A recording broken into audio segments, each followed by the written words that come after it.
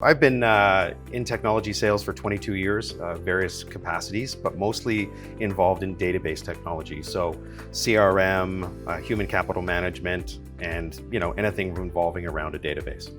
So I got involved in real estate technology about 12 years ago, where I took a role as a vice president of sales with Realtor.com and spent 8 years there learning about real estate and real estate technology, and honestly, I fell in love with it. I then opened my own company and did that for 3 years and brought me to Chime. And Chime, so far my experience has been fantastic. It's super exciting. My role is industry development, so working with technology partners, real estate tech franchise partners, MLSs and associations.